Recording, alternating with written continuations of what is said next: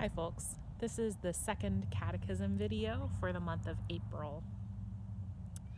One of the Christian theologians that I've been thinking about a lot lately is Julian of Norwich. Julian was not someone who was trained in theology. We don't really know much about her life, but she wrote down visions that she had. And those writings are the oldest surviving documents in English that were written by a woman. So they're notable for that reason. They're also notable because Julian has such a deep understanding of God's love and communicates it in ways that we've continued to learn from for centuries. The most famous line from her writings is a line that was quoted by T.S. Eliot. That's part of why it's so famous.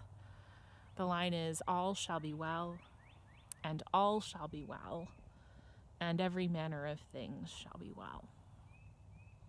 It's words that have provided comfort to lots of people in times of turmoil.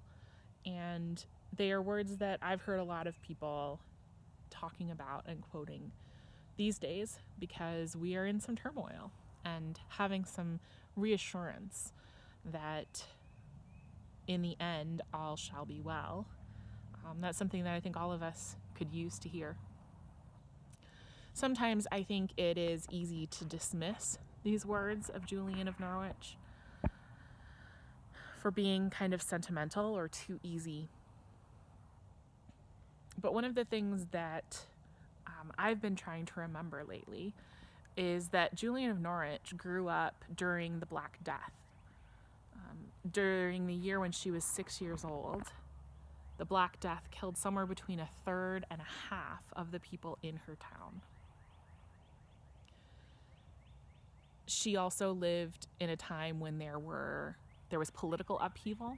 There were rebellions happening in her town that were connected to national level politics.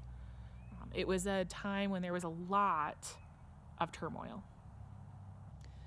Julian was an anchoress, which means that she lived in a small room attached to a church, and she never left that room.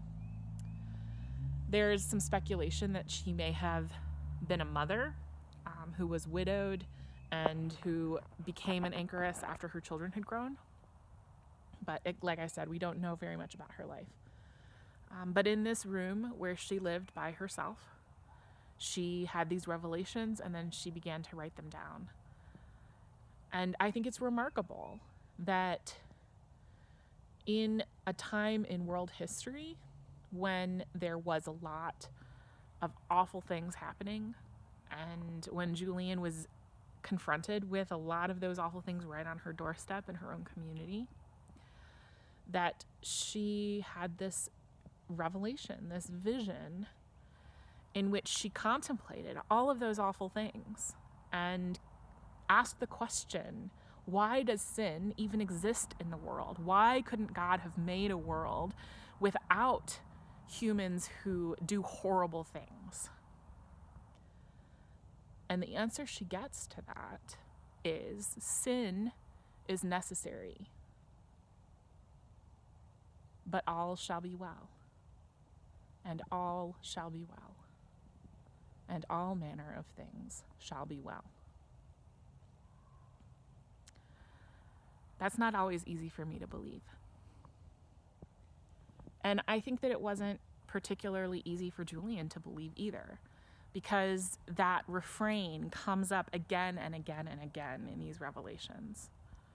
It's like she keeps pushing and asking, how is that possible? What about this that I've learned about? What about these horrible things happening? What about this idea of God's wrath against the horrible things that have been done? What about hell? What about punishment? And in response to all of that, what she hears from Jesus is, all shall be well. And in one case, it's even more direct. She hears from God in the first person, I will make all things well. I shall make all things well. I may make all things well. I can make all things well. And you yourself will see that all shall be well. That's a pretty amazing promise.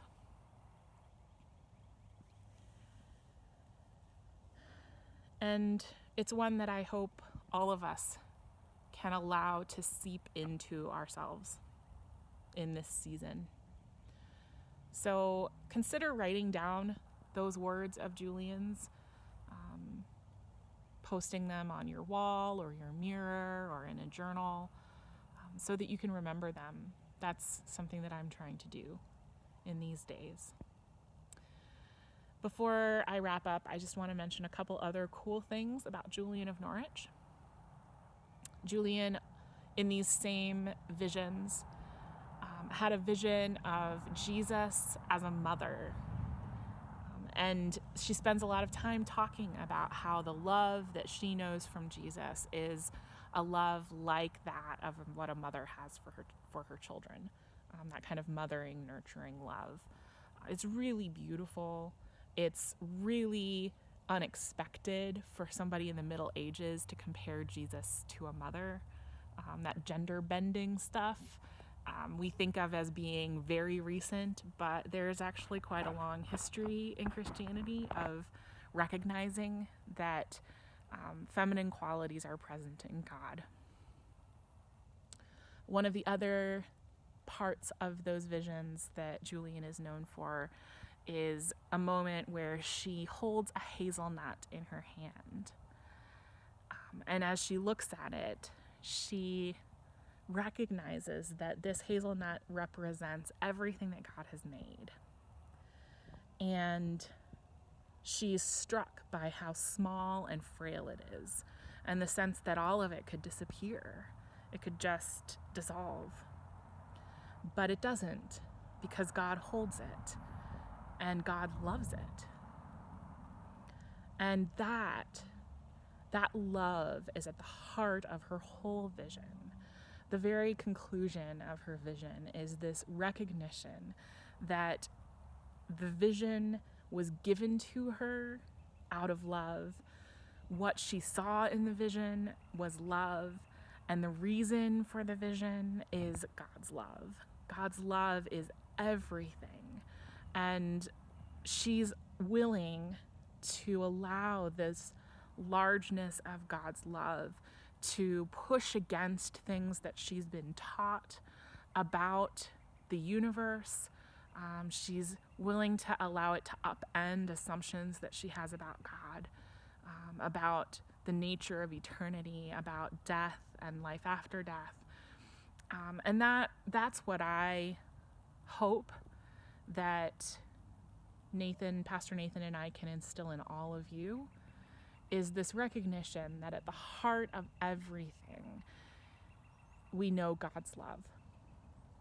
And as we journey together with Jesus, we begin to recognize that God's love is bigger than any of our assumptions about the world, bigger than what we believe about ourselves.